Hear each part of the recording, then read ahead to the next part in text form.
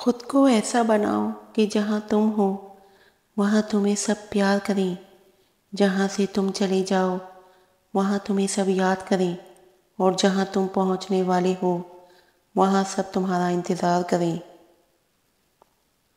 حضرت علی رضی اللہ تعالیٰ عنہ نے فرمایا، انسان کی عقل صرف اتنی ہے کہ اسے جانور کہا جائے تو ناراض ہو جاتا ہے اور شیر کہا جائے تو خوش ہو جاتا ہے۔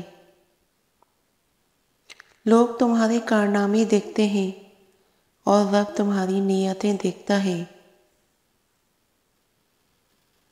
جو عبادتیں اخلاق اور کردار پر اثر انداز نہ ہو سکیں وہ مشقت کے سوا کچھ نہیں۔ دوسروں کے رویوں کے سبب زندگی تنگ ہو تو ہو، مگر اپنے اعمال سے قبر تنگ نہ ہو۔ ہم ایسے معاشرے میں رہتے ہیں جہاں دکھ، دھوکہ، اذیت اور تکلیف دوسروں کو دے کر معافی اللہ سے مانگی جاتی ہے۔ اچھا انسان مطلبی نہیں ہوتا، بس دور ہو جاتا ہے انہی لوگوں سے جنہیں اس کی قدر نہیں ہوتی۔ خاموش رہا کرو جتنا ہو سکے، اس میں نجات ہے، کیونکہ سب سے زیادہ گناہ انسان سے زبان کرواتی ہے۔ اچھا سوچیں اور اچھا بولیں، کیونکہ بدگمانی اور بدزبانی دو ایسے عیب ہیں جو انسان کے ہر کمال کو زوال میں بدل دیتے ہیں۔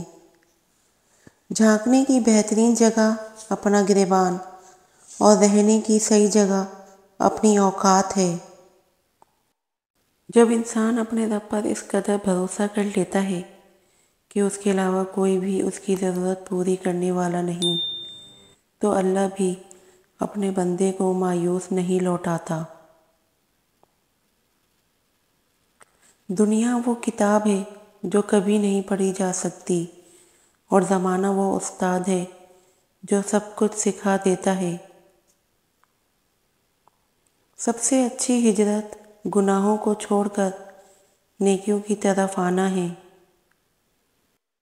خوش اخلاقی ایک ایسا عطر ہے جسے جتنا زیادہ آپ دوسروں پر نچھاور کریں گے اتنی ہی زیادہ خوشبو آپ کے وجود سے آئے گی۔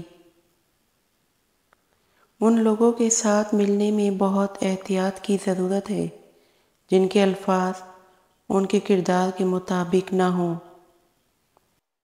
ہر بات کہہ دینے کی نہیں ہوتی، کچھ باتیں سننے کی بھی ہوتی ہیں، کچھ سمجھنے کی، کچھ جذب کر لینے کی، اور کچھ سہ جانے کی بھی ہوتی ہیں۔ ہمیشہ یہی سوچ کر جیو کہ میرے رب نے مجھے بہت کچھ دیا ہے، اگر وہ مجھے میرے اعمال کے برابر دیتا تو میرے پاس آج کچھ بھی نہ ہوتا۔ کچھ لوگ پہاڑ جتنی نیکی کرتے ہیں اور کنکر برابر اجر نہیں کما پاتے، اور کچھ لوگ کنکر برابر نیکی کرتے ہیں اور پہاڑ جتنا اجر کما لیتے ہیں۔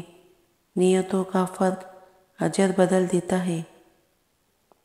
دیر کا مطلب انکار ہوتا تو اللہ حضرت یعقوب علیہ السلام کو حضرت یوسف علیہ السلام سے کبھی نہ ملواتا۔